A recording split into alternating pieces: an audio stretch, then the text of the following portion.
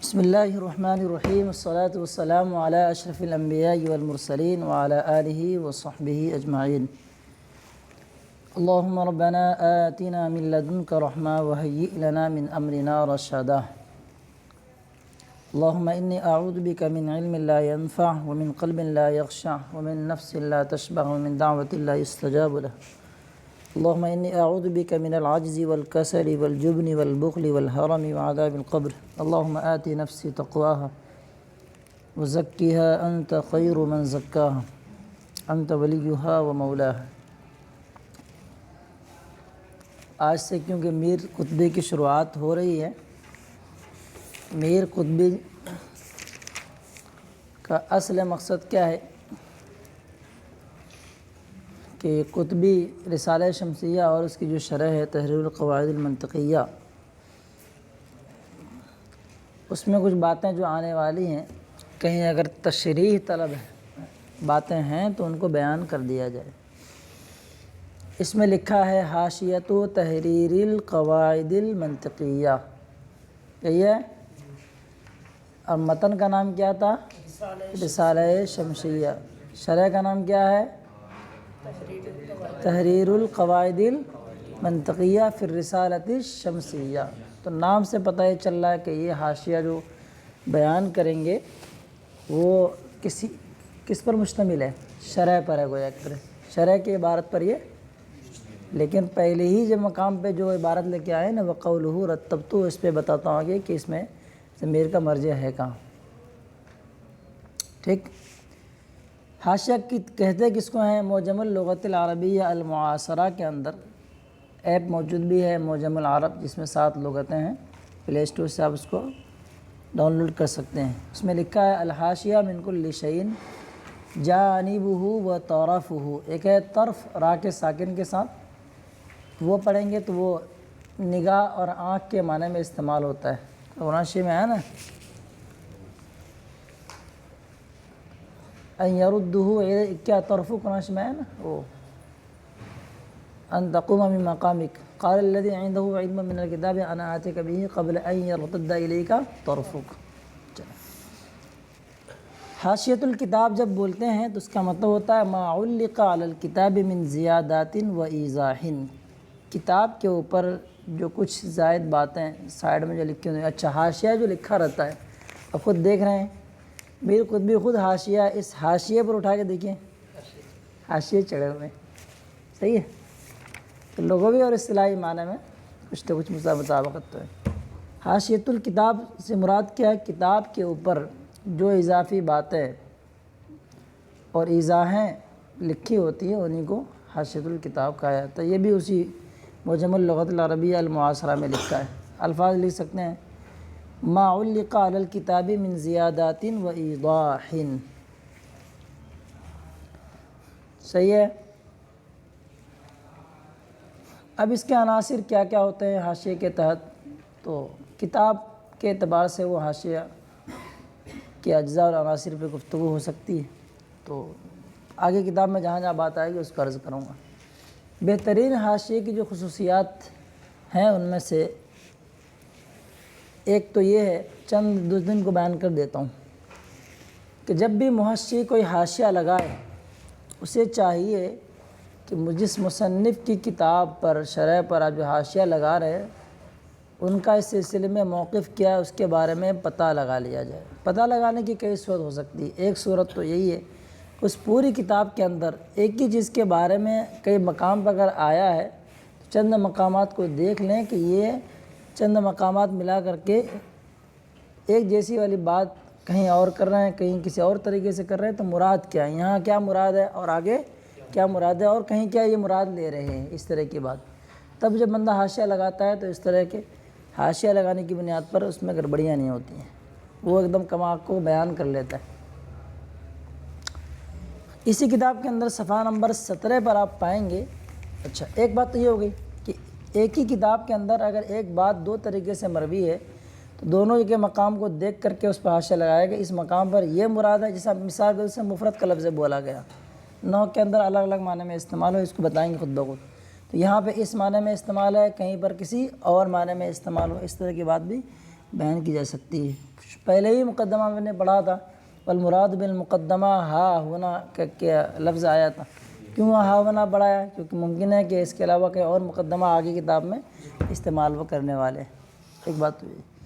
دوسری بات یہ ہے کہ اگر اس فن کے حوالے سے دیگر کتابیں اگر مصنف کی ہیں تو پھر بندے کو چاہیے محشی کو کہ دیگر کتابوں کا بھی مطالعہ کر لے، تاکہ مصنف کا جو موقف ہے وہ پورے طور پر سے واضح ہو جائے کہ یہ فلاں کتاب میں انہوں نے یہ کہا ہے اور یہی بات کسی اور کتاب میں الگ طریقے سے کہہ رہے ہیں، تو کیا مطلب ہو رہا ہے، دلیل کون سی نظر آ رہی ہے۔ سید اعلیٰ حضرت رحمۃ اللہ علیہ ایک رسالہ ہے اعتراض المعلم، اس کے اندر ایک بات لکھی ہے کہ اقوا دلیلین پر عمل کرنا بہتر ہے۔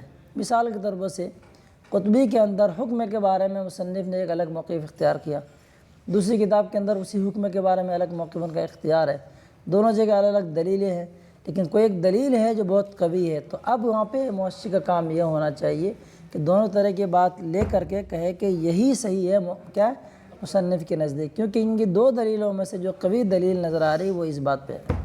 ٹھیک ہے، اب یہاں پہ مثال کیا ہو گیا، محشی نے یہ بڑا شاندار حاشیہ ہے، اس کے ایک نظیر دے دیتا ہوں۔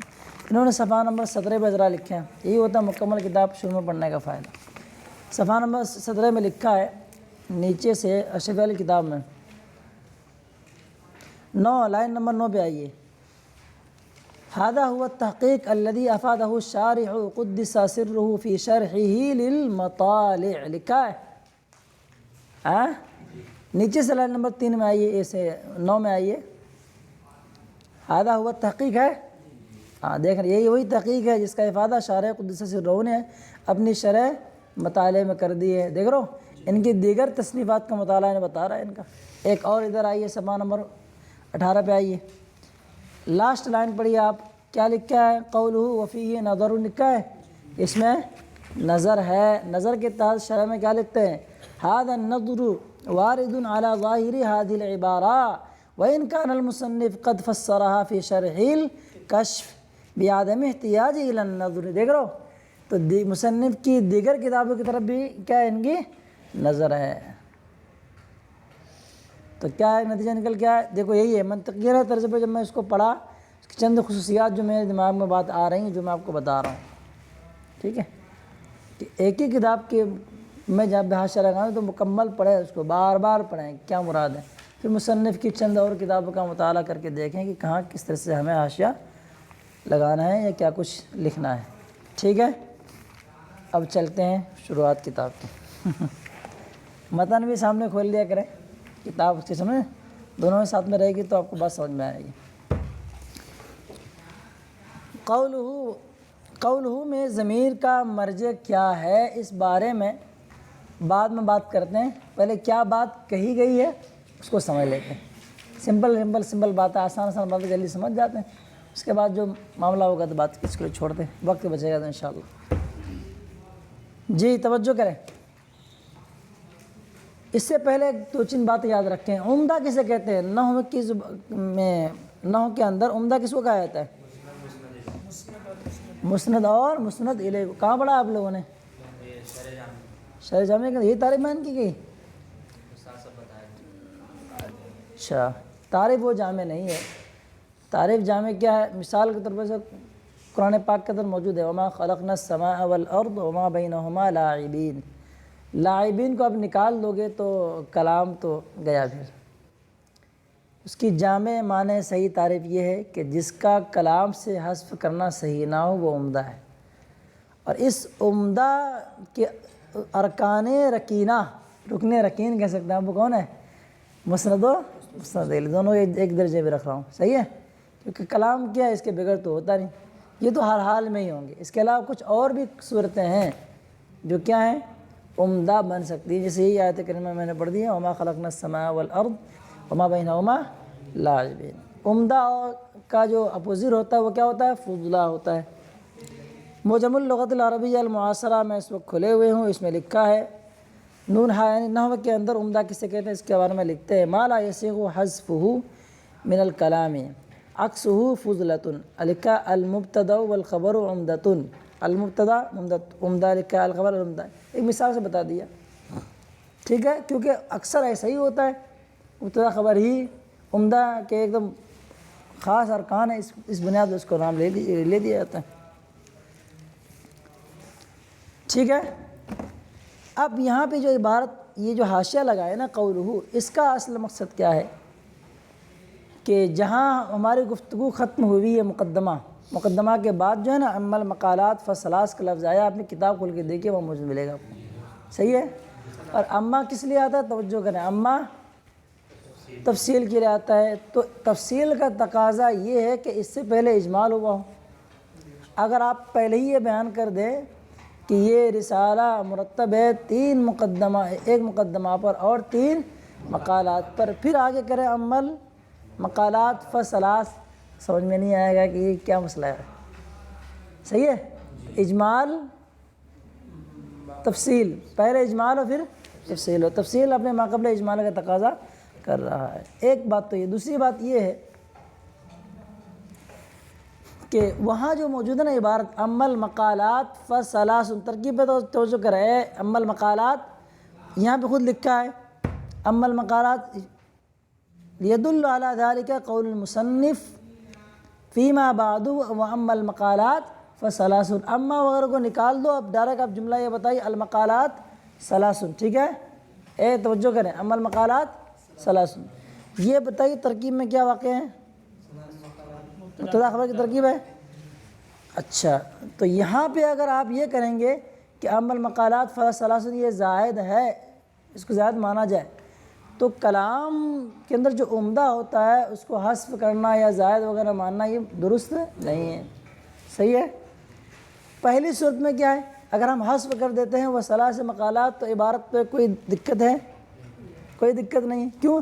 بعد میں اس کی تفسیر خود بخود آ رہی ہے۔ تو ان تمام طریقوں سے ہمیں سمجھ میں یہ آ رہا ہے کہ پہلے مقام پر اگر ہم یہ بولتے ہیں میں نے اس کو ایک مقدمے پر مرتب کیا اور چند مقالات پر، اور ان مقالات کی تفصیل بعد میں آنے والی، تو لفظ ثلاث کو جب ہم ڈیلیٹ کر دے رہے ہیں تو یہ فضلہ کے درجے میں ہو رہا ہے، اس سے کلام میں کوئی گڑبڑی واقع نہیں ہو رہی ہے۔ اور اوپر جو بعد میں جو آنے والا ہے وہاں اگر ہم حذف کر دیں ہیں تو مبتدا خبر کی ترکیب ہو رہی ہے المقالات ثلاث، اور مبتدا خبر مسند مسلح کیا ہوتے ہیں کلام میں؟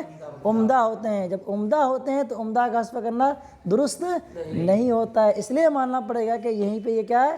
زائد ہے، یہ حذف ہونا چاہیے اس کو شروع والے مقام پر، ٹھیک ہے، بات فائنل ہے۔ ثلاث جو لفظ کیا ہے وہ زائد ہے، بات سمجھ میں آ گئی؟ اور کچھ باریکیوں میں بتانا چاہتا ہوں، پہلے جلدی اس کو پڑھ لیے پھر اس کے بعد انشاءاللہ اس کا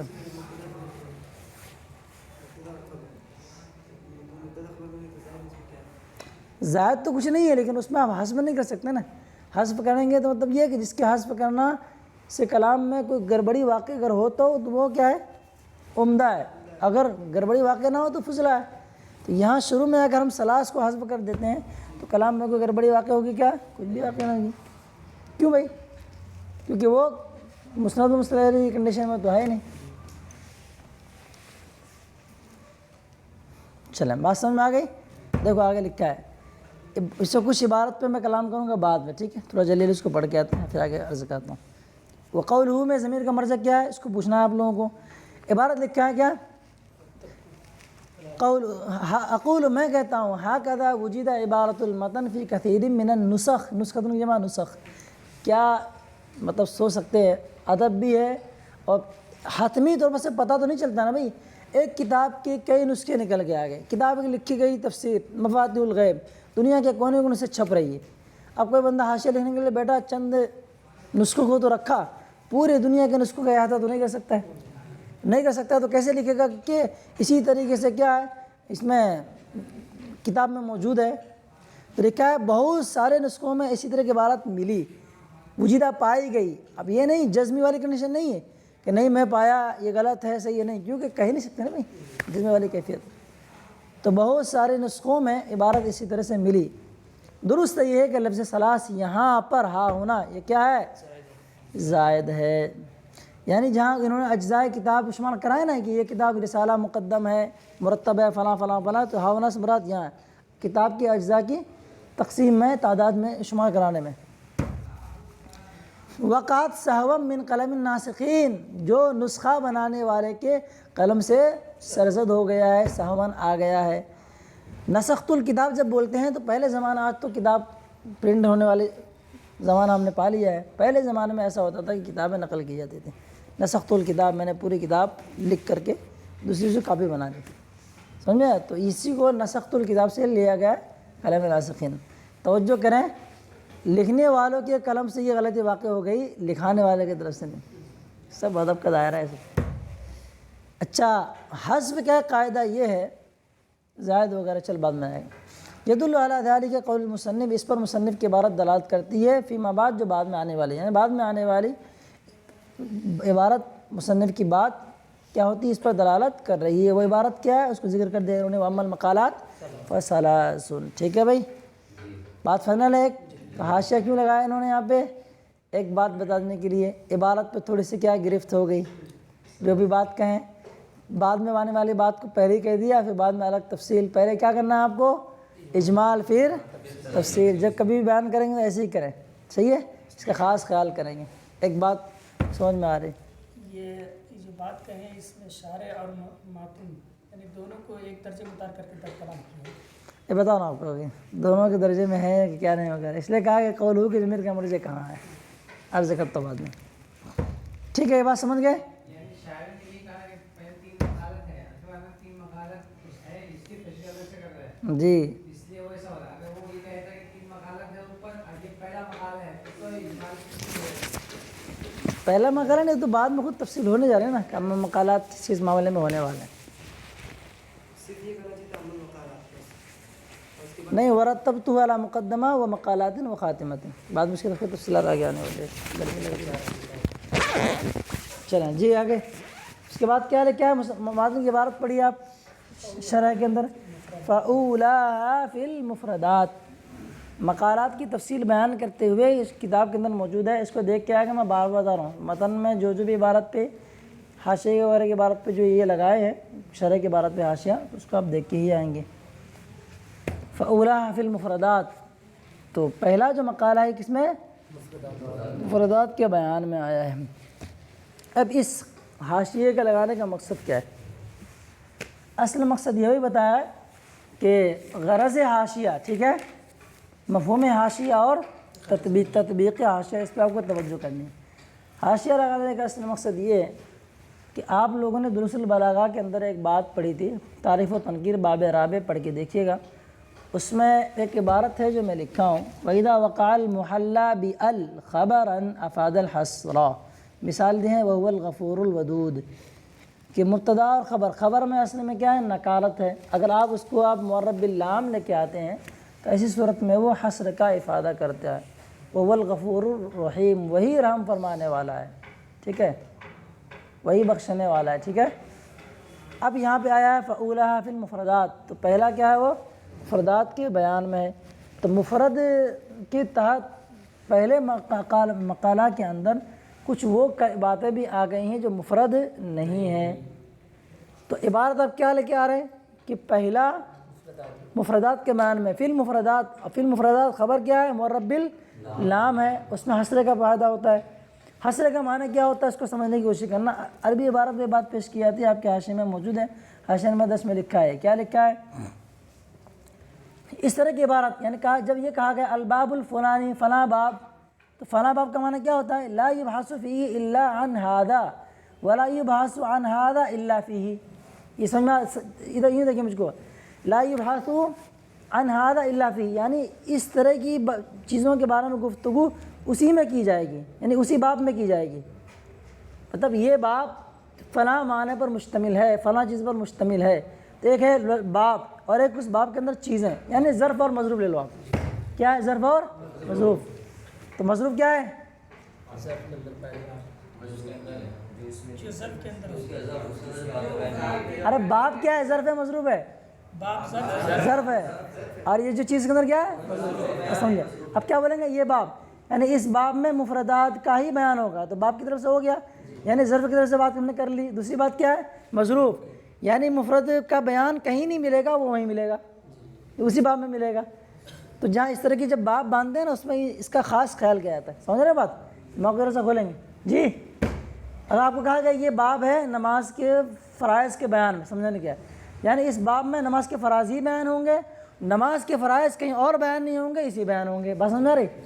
اب آپ نے کیا کہا کہ پہلا مقالہ مفردات کے بیان میں، اس میں آپ نے کچھ اور کبھی گھسیڑ دیا، گھسپیٹیا آ گئے، ہے نا؟ آج کل بچے NRC والے، NRC لاگو کرنی پڑے گی یہاں پہ، سیکھے صحیح ہے؟ ہاں، تو جب مفردات کو معرب باللام لے کے آئے، ایسے یعنی مرکبات میں بات آنے والی ہے۔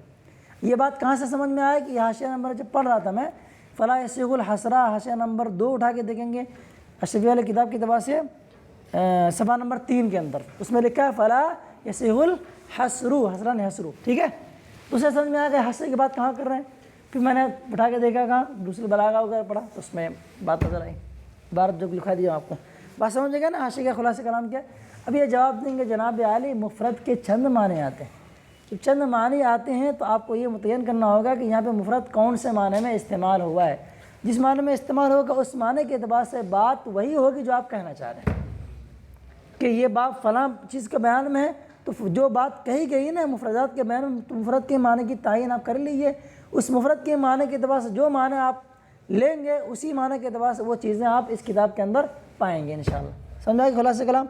اب یہاں پہ کمال کی بات یہ ہے، سب چیز دماغ لانے والے بھی، 2 مفرد کے شروع کے معنی بیان کر رہے ہیں، اس کے بعد لفظ بڑھاتے ہیں وَيُرَادُ بِهِ، 4 مفرد کے معنی بیان کریں گے، شروع کے 2 معنی بیان کرنے سے پہلے لے کے آئیں گے کیا؟ یراد بہ، یراد بہ، اس کے آخر کے بعد جو دونوں کے بعد جو آخر کے 2 مفرد کے معنی بیان کریں گے، ان دونوں ہی مفرد کے معنی میں یراد کا لفظ انہوں نے اضافہ نہیں کیا، کچھ تو وجہ ہے جی، انہوں نے کیوں ایسا کا اضافہ کیا ہے نا؟ پتہ وقت تک پہلے دیکھتے ہیں کیا، اس کے پہلے سمجھ جاتے ہیں، اس کے بعد اس کا انشاءاللہ جو ایکسٹرا باتیں ہوں گی وہ بات کریں گے، جو ہلکی پھلکی باتیں وہ سمجھ جاتے ہیں، وقت بچتا ہے تو اس کے بعد اس کا جی۔ تو کیا ہے غرض حاشیہ؟ سمجھ میں آئے غرض حاشیہ کہ اصل عبارت کیا ہے؟ مبتدا خبر میں نکارت ہے، مبتدا اکثر تو یہی ہوتا ہے، معرفہ ہوتا ہے، اکثر کی لگا رہا ہوں، ٹھیک ہے؟ اب ایسی صورت میں جب آپ خبر کو لے کے آئیں گے معرفہ فل مفردات حسر کا افادہ کرے گا، اور آپ نے اس مفرد پہلا مقالہ مفردات کے بیان میں کہا اور اس مفردات کے ضمن میں مرکب کو بھی آپ نے داخل کر دیا، یہ کیسے ہوگا؟ پھر حسر کا تو مطلب ہی نہیں تھا پھر تو پھر اس کو بتائے گا کہ مفرد کے چند معنی میں تو ایک معنی کے اعتبار سے کچھ مرکبات بھی اس میں شامل ہو جاتے ہیں، جب ہو جائیں گے تو پھر مفرد کے معنی کے اعتبار سے حسر ہی کا معنی ہوگا ترکیب کے اعتبار سے، اور جو معنی آئیں گے مفرد کے ضمن میں انہی کا بیان مقالہ اولیٰ میں کر دیا جائے گا۔ کیا کیا جائے گا ذرا سے دیکھیں آپ، اصل میں ہوا یہ کہ پہلے مقالے میں انہوں نے مفرد کے ساتھ ساتھ میں مرکب تقییدی کو بھی بیان کر دیا۔ مرکب تقییدی کسے کہتے ہیں؟ جس کا دوسرا جز پہلے جز سے قید حاشیہ اور پڑھ گیا ہو تو سارا کچھ ملے گا آپ کو، اتنا زبردست حاشیہ ہے یہ، تو یہی حاشیہ ہی زبردست ہے، اس حاشیے پر جو اور حاشیے موجود ہیں وہ اور زبردست ہیں جمع چلو لکھا ہے قد یطلق، قد برائے تقلیل بھی ہے، مضارع پہ داخل ہے کبھی کبھار، مطلق کا مفرد کا اطلاق ہوتا ہے نہیں بولا جاتا ہے، اور اس سے مراد کیا لیا جاتا ہے؟ وہ ہے جو تثنیہ و جمع کے مقابلہ۔ ابھی آپ لوگ نے بیٹا تقابل تضاد، تقابل ایجاب و سلب پڑھا نہیں، یہ فلسفے کی گفتگو ہے، پڑھے ہوتے نا، میں یہ سب چیز کو بیان کرتا ہوں، جی ہاں پڑھے نہیں آپ لوگ، چھوڑتا نہیں اس کو، رات میں سوچا تھا کہ کیا بولنا ہے، کلم الناس علی قدر عقولہم، کچھ زیادہ ہی ہو جائے گا، جو کتاب پڑھ رہے ہیں اس کے علاوہ کہیں اور لے کے جا رہا ہوں۔ چلو وَيُرَادُ بِهِ، اور اس سے مراد لیا جاتا ہے، دیکھو یراد کلب سے بڑھایا ہے نا 2 جگہ پہ، وہ ہے جو تثنیہ اور جمع کا مقابل ہو، یعنی واحد، یہ مفرد ہے یعنی تثنیہ اور جمع نہیں ہے، حالانکہ بولتے ہیں وہی یہ واحد ہے بھائی، تثنیہ جمع نہیں ہے، مفرد نہیں بولتے ہیں، بولتے ہیں کیا نہیں بولتے ہیں؟ تو گویا کہ مفرد کا لفظ واحد کے معنی میں بولا جانا ہے کیا ہے؟ مجازی معنی ہے، اور مجازی معنی مراد لینے کے لیے کچھ نہ کچھ تو اضافہ کرنا پڑے گا آپ کو، اس لیے لفظ یراد کا اضافہ کر دیا گا۔ آخر کی جو 2 معنی مفرد کے بیان کریں گے مفرد کے حقیقی معنی، اس لیے وہاں پہ لفظ یراد بڑھانے کی کوئی ضرورت نہیں ہے۔ جب حقیقی معنی میں لفظ بولا گا تو اس میں یراد اور اراد اور مراد کیا مطلب؟ مراد، مرید اور مرید، کوئی ضرورت ہے کیا؟ کوئی ضرورت نہیں۔ چلو وقت یطلق و یراد بھی ما یقابل المضافہ، اور کبھی کبھار مفرد کا ارادہ ہوتا ہے، اس سے مراد کیا لیا جاتا ہے؟ وہ جو مضاف کا مقابل ہو۔ اب نحو میں تھوڑا لے کے آ رہا ہوں آپ کو، نحو میں آپ نے پڑھا ہوگا منادہ مفرد ہو مطلب مضاف اور مشابہ مضاف نہ ہو، پڑھے نہ پڑھے ہو؟ ہاں اچھا، کبھی کبھار یہ ہے کہ خبر کیا ہو، خبر کیا ہوتی ہے؟ مفرد ابے خبر تین کنڈیشن ہے، دو ہی کنڈیشن ہے، مفرد ہو یا پھر جملہ ہو. جار مجرور بھی کہنے کہ جملہ بن جاتا ہے، اختلاف ہے. وما وقع ظرفا فلا اکثر علی انہ مقدر بجملۃ قافیہ کی عبارت ہے. ٹھیک ہے، تو حاصل کلام کیا ہے؟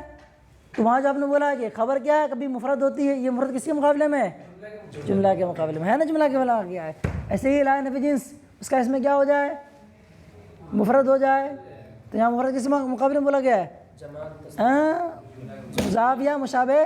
مضاف کی بات تفصیلات آگے آئیں گے، دیکھ لیجیے گا اس کو. صحیح ہے. اب نو جب بھی پڑھاؤ گے جہاں گفتگو اس طرح کا آئے گی، یہ دیکھو پڑھ سے دکھانا بچوں کو، بیٹا مفرد کے چند معنی لکھ لو، خامزہ میں پڑھو گے. چلیں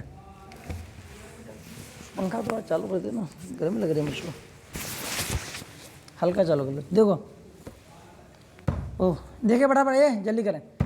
تو کبھی کبھار مفرد کا اطلاق ہوتا ہے اور وہ مراد وہ لیا جاتا ہے جو کیا ہو؟ مضاف کا مقابل ہو، یعنی جو مضاف اور مشابہ مضاف نہ ہو، دونوں شامل کر لیا. فیقال تو کہا جاتا ہے ھذا مفرد، یہ مفرد ہے یعنی مضاف نہیں ہے. مفرد کا مطلب کیا نکل گیا گا؟ یہ مضاف اور مشابہ مضاف نہیں. چلو دو معنی ہو گئے بھائی. تو دونوں معنی کیا مجازی تھے، اس لیے یراد کا لفظ اس میں بڑھایا گیا. اس کے بعد آگے دیکھو، یہ باریک کی بات بتا رہا ہوں. فقط یطلق علی ما یقابل المرکب، کبھی کبھار مفرد کا اطلاق ہوتا ہے اس پر جو کیا ہو؟ مرکب کا مقابل ہو. وسیاتی فی مباحث الفاظ، اور مباحث الفاظ میں مرکب کا بیان آنے والا ہے. کیسے آنے والا ہے؟ حاشی میں لکھ دیا گیا ہے. عند قول المصنف یا شارح، اللفظ اما مفرد او مرکب. تو بولا گیا مفرد، اس کے بعد کیا بولا گیا؟ او مرکب. تو مفرد کے مقابل میں کون آیا؟ مرکب آ گیا. چلیں، اور چوتھا معنی دیکھو، کبھی کبھار مفرد کا اطلاق کس کے مقابلے میں ہوتا ہے؟ جو جملہ کے مقابلے میں بولا جاتا ہے. بولیں گے یہ مفرد ہے یعنی جملہ نہیں ہے. خبر مفرد ہو یعنی جملہ نہ ہو. الیس بجملۃ وہو بہذا المعنى الاخیر یتناول المرکبات التقییدیہ. اور یہ آخری معنی کے اعتبار سے یہ مفرد جو ہے کیا ہے؟ مرکبات تقییدیہ کو بھی شامل ہے. اس کا مطلب مرکبات تقییدیہ کے علاوہ کچھ اور بھی ہوں گے نا بھائی. ایزن کا لفظ بتا رہا بھی. اب آگے لکھتے ہیں، اتنے معنی تو ہم نے بیان کر دیے بھائی. اب مطلب کی کچھ بات بتاؤ، یا کون سے معنی مراد ہے؟ کہ والمراد بالمفردات ہا ہنا ہوا ھذا المعنی. مفرد سے یہاں مراد یہی آخری معنی ہو سکتا ہے. یہ ہوا ضمیر لے کے آئے، ضمیر فصل ہے. ضمیر فصل کا استعمال ضمائر کے بیان میں پڑھ لیجیے گا. کافیہ 6 مقامات ہیں، اس کے علاوہ کہیں استعمال نہیں ہوتا ہے. یہاں سے تو صلاح انہوں نے کیوں، اس کے علاوہ اور معنی یہاں پہ فٹ ہی نہیں ہو سکتا ہے. اس پہ بھی کلام ہے، آگے کرتے ہیں. کچھ وقت باقی رہے، 7-8 منٹ باقی ہے. اللہ. تو ایسی صورت میں جب آخری معنی لیں گے تو کیا ہو جائیں گے؟ کلیات خمس اور تعریفات بھی اس میں کیا ہو جائیں گے؟ داخل ہو جائیں گے. کلیات خمس کون کون ہیں؟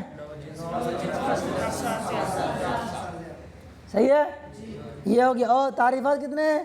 4. حد تام، حد ناقص، رسم تام، رسم ناقص. ٹھیک ہے، صورت ہیں تو 4 ہیں، 6 بھی بن سکتی ہیں الگ الگ طریقے پر. تو اس میں کیا بھیا؟ مرکب حد تام، حیوان ناطق مرکب ہے، مرکب تقییدی ہے. مفرد کا معنی آپ نے کیا لے لیا؟ آپ نے افواؤلہ فی المفردات، پہلا مقالہ کس کے بیان میں؟ مفرد کے بیان میں. اور اس پہلے مقالے میں آپ نے تعریفات کلیات خمس وغیرہ کو داخل کر دیا. تو وہاں پہ مفرد کا معنی کیا لیں گے؟ جو کیا ہو بھائی؟ جملہ نہ، جملہ کے مقابلے میں بولا گیا. جب جملہ کے مقابلے میں بولا جائے گا مرکبات تقییدی بھی شامل ہو جائیں گے. جب شامل ہو جائیں گے تو ہم نے پہلے مقالے کے اندر ان چیزوں کو بھی شامل کر دیا. تو کون سی غلطی کر دی؟ صحیح ہے، کیونکہ مفرد کا معنی کیا ہے؟ کئی معنی، آخری معنی ہم نے مراد دیا ہے. اب یہ کیسے پتہ چلا کہ یہ معنی مراد ہے؟ اس کے بعد مصنف نے ذکر کیا ہے کہ دوسرا مقالہ مرکبات کے بیان میں. مرکبات سے مراد ان کی کیا وہاں پہ؟ مرکبات کی 2 مرکبات تامہ، کیونکہ مرکبات ناقص میں چلے گئے، پہلے مقالے میں آ گئے. تو رفع الاشیاء بازدادیہ، تقابل سے چیزیں سمجھ میں آنے لگتی ہیں. صحیح ہے، تو اس میں یہ چیزیں، اس کے علاوہ کچھ اور چیزیں بھی ہوں گی. اسی طرح کی عبارت اس کے اندر ہے، کافیہ کے اندر. وَإِذَا أُسْنِدَ الْفِعْلُ إِلَيْهِ فَالتَّاء، کافیہ کے بعد پڑھ رہا ہوں، مؤنث کے بیان پڑھے گا، مؤنث لفظی معنی کے بیان میں. وَإِذَا أُسْنِدَ الْفِعْلُ إِلَيْهِ فَالتَّاء إِنْ فَالتَّاءُ واجبۃ. اس کے بعد لکھا ہے وَأَنْتَ فِي ظَاهِرِ غَيْرِ الْحَقِيقِيِّ بِالْخِيَارِ. اس عبارت کی سے تشریح کر لو تو یہاں تم کو سمجھ آ جائے گا تقابل سے، کہ اس پہلے والے کنڈیشن اذا اسند الفعل الیہ میں کتنی چیزیں آ سکتی ہیں؟ 3 چیزیں آ سکتی ہیں. اب وہ ڈینجر ہو جائے گا، تھوڑا دور جاؤں گا نا دماغ کنورٹ ہو جائے گا. اب دینا چاہو دیکھ لو، اتنی سی بات ختم ہے. تقابل سے چیزیں سمجھ میں آ جاتی ہیں. اس لیے میں نے ایک نظیر آپ کی پیش کر دی کافی والے بارات. یہ رضا کیا کر رہے تھے؟ پہلے پڑھا لو اس کو کیا کچھ کے بعد. ٹھیک ہے بھائی. اب یہ ذرا سا یہ سمجھ میں تو آئے کہ اس بات پر کیا دلیل ہے کہ یہاں پہ مفرد سے وہی آخری معنی موجود ہیں. اور اسی عبارت سے ایک اعتراض بھی نکل کے بھی آتا ہے انشاءاللہ. یہ ہے کہ مصنف نے مفردات کو قضایہ کے مقابلے میں کیا ہے. قضیہ کسے کہتے ہیں؟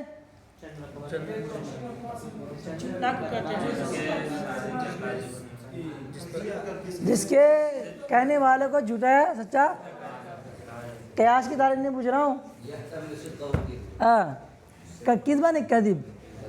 حافظ جی ہیں نا آپ؟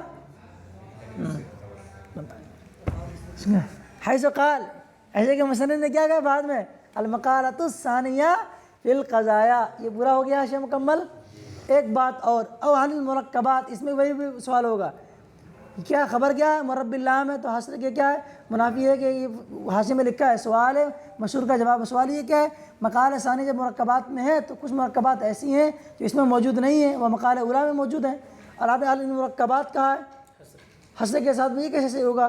بھیا ہم نے جو مفرد کا بیان کیا نا اوپر، اس اعتبار سے دیکھ لو جو چیزیں اس میں شامل ہو گئیں وہ ان کے علاوہ جو بچیں گی وہ اس میں آئیں گی. اس میں جو آنے والی وہ مرکبات ناقص نہیں آئیں گی بلکہ مرکبات تام آئیں گی. اس کو لکھا اراد بها المرکبات التامہ بناء علی ما ذکرنا. اس بنیاد پر جو ہم نے بیان کر دیا، کس میں بیان کیا؟ اس کے اندر پوری تفصیلات. مفردات کے ضمن میں جو آ گئے وہ نہیں آئیں گے. اس کے علاوہ جو بچتے ہیں وہ مرکبات تامہ ہی بچتے ہیں، جو مرکبات عقیدہ اس میں آ گئے. فلا اشکال فی کلام شارع ایضاً، تو شارع کے کلام میں بھی کوئی اعتراض نہیں ہے. پتہ یہ چلا کہ شارع کے کلام میں بھی اعتراض ہے اور ماتن کے، کیونکہ ایضاً کا لفظ کیا بتا رہا ہے؟ بھی. تم بھی جا رہے ہو مطلب کوئی اور بھی جا رہا ہے. تم بھی بدماش ہو گئے مطلب ارے تم بھی محنت کرنے لگے. اچھا یہ بات ہے، سمجھ میں کیسے. اب یہاں تک بات مکمل فائنل لگی. 2-4 منٹ باقی ہیں. کچھ ایکسٹرا باتیں آپ کو عرض کر دیتے ہیں. اتنی بات فائنل ہو گئی. کچھ اس میں بہت ساری ایکسٹرا والی بات بھی آ چکی تھی جو میں عرض کر چکا ہوں. نہیں جاری رکھو. اچھا ہے، اب کیا پوچھ رہے تھے بتائیں؟ سوال جواب کچھ بات احمد بتاؤ. نہیں جملہ کیسے ہوگا؟ زید کا غلام. کیا زید کا غلام؟ اچھا ہے، خراب ہے، چشمے والا ہے. ہاں سکون صحیح ہو، فائدہ تام میں حاصل ہو جائے. ہاں دیکھو آپ سکون صحیح نہیں، اس لیے آپ بول رہے ہو نا مطلب تام نہیں ہو. جی مرکبات تقییدی ہے نا بیٹے. تقییدہ مطلب مرکبات ناقص میں جاتے ہیں، مرکبات تامہ نہیں آتے ہیں. اوپر بات آئی نا مرکب کی 2 قسمیں نا، مرکب تام اور مرکب ناقص. مرکب ناقص میں کون آتے ہیں؟ ارے مرکب تقیید میں کون آتے ہیں؟ موصوف، صفت، مضاف، مضاف الیہ. کتاب پڑھ کے آنا. ٹھیک ہے صحیح ہے. اور کچھ ہے؟ سوال کرنے والا بھی حسن السوال نصف العلم. جی حدیث پاک اولا ہے.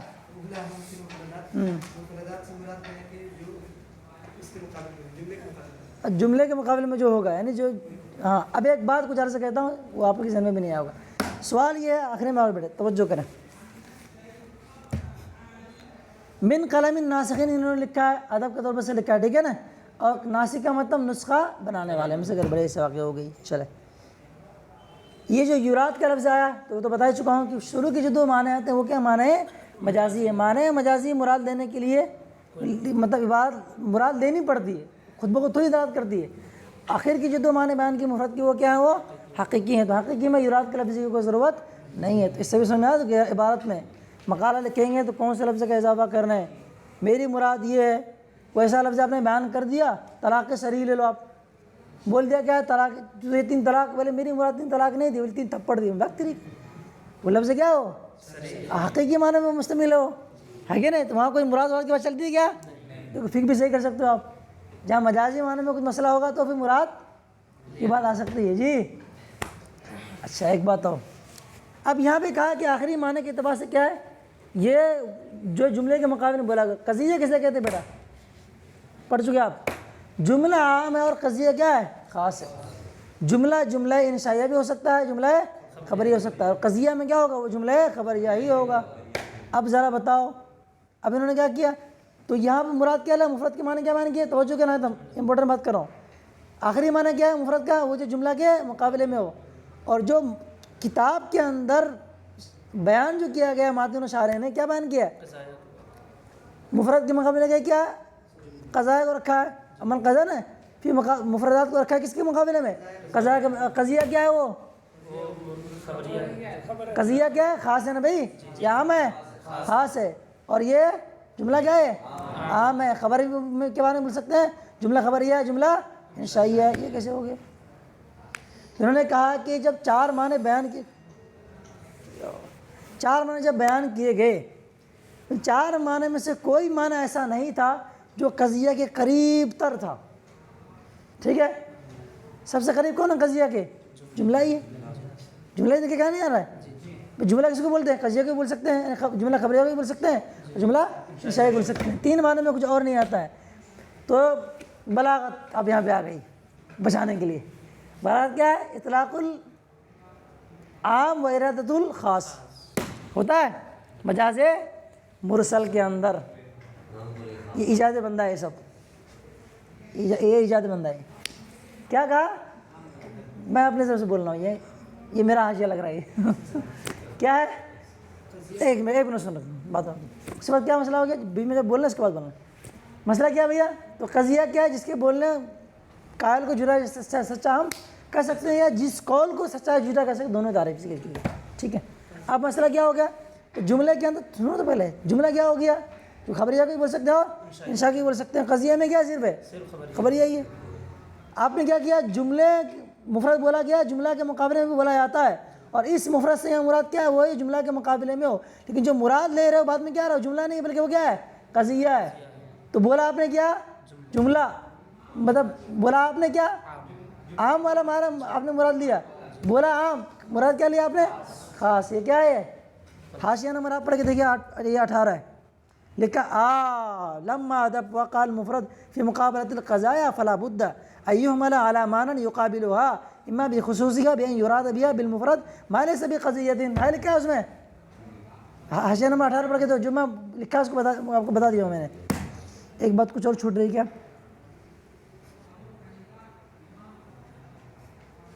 چل تقریباً جو باتیں آپ کو بتانی تھی نا بیٹے وہ میں عرض کر چکا ہوں. ایکسٹرا کچھ باتیں تھی بتائیں. ہاں ایک بات اور توجہ, قولہ میں ضمیر کا مرجع, توجہ سن لیں. ضمیر کا مرجع کون ہے؟ پہلے ہی حاشیہ لگایا ہوا ہے. یہ سوال مت کریں کہ ضمیر کا مرجع یہ ہو سکتا ہے, یہ ہو سکتا ہے. حاصل کلام یہ ہے کہ اس قول کے بعد جو بھی مقامات آنے والے ہیں نا, ان سب میں کیا ہے؟ ضمیر کا مرجع کون ہے؟ وہ شارح ہیں. اسی لیے کیا حاشیہ میں لگایا انہوں نے؟ تحریر حاشیۃ تحریر القواعد المنطقیہ. تو تحریر القواعد المنطقیہ کیا شرح ہے نا بھائی. تو پہلے ہی قال اقول میں ماتن پر اعتراض ٹھوک دے رہے ہیں, ایسے کیسے ہو گیا؟ کہا کہ نہیں, بس اس سے لکھا جواب کیا دیا ہے, یعنی اس اعتبار سے کہ شارح نے جو اس کو بولا ہے وہ اس کا غیر ہے جو مصنف نے بولا ہے. یعنی بات تو دونوں ہی نے کہی اسی طریقے سے کہ میں نے اس کو مرتب کیا, یہ مقدمہ 3 مقالہ, وہی بات شارح بھی کہہ رہے ہیں. تو ضمیر کا مرجع کس کو بناؤ گے آپ؟ ماتن کو یا شارح کو؟ کہیں گے بھائی ہر جگہ شارح ہی ہے تو اس کو بنا لیا شارح. ایک بات اور, مدارک میں پڑھو کہ بڑے ایک جگہ آیا ہے انقذفیہ فی التابوت فاقذفیہ فی الیم فلیلقہ الیم بالساحل. ضمیر ہی ضمیر آ رہی, ضمیر کے مرجع کو بیان کیا گیا. وہاں پہ ایک ضابطہ پڑھو کہ یہاں پڑھو بتا رہا ہوں. انتشار مرجع, انتشار ضمیر مرجع کا لیا آپ. ضمیر کا مرجع منتشر نہ ہو جائے, کسی ایک کو منتخب کر لیں کہ ضمیر ادھری پلٹے, یہ بہتر ہے. اسی لیے کیا مانا جائے گا؟ ضمیر کا مرجع میں کون ہے؟ شارح ہی لیا جائے گا. اور یہ بات آپ انشاءاللہ مدارک میں اچھی سمجھیں گے. سب آپ پڑھتے چلے جاؤ بیٹے, یہ سب علوم کی بات ہے. نیچے اوپر, اوپر نیچے. مفرد سے آپ نے خلاصۃ النو فلاں نو کو مفرد کے معنی کی تعین کر لیے ہوگے. اب تک شاید پڑھے ہوئے کتاب تو شاید اتنی واضح نہ ہوگی, لیکن اب سمجھ میں آ رہا ہوگا کہ نو میں کہاں مفرد بولیں گے, کیا معنی مراد ہوگا, اور کہاں کیا معنی مراد لیا جا سکتا ہے. تدریسی کورس میں میرے پاس آ گئے تو سب پوچھ لوں گا. پھر صلی اللہ علیہ الحبیب صلی اللہ علیہ محمد صلی اللہ علیہ وسلم.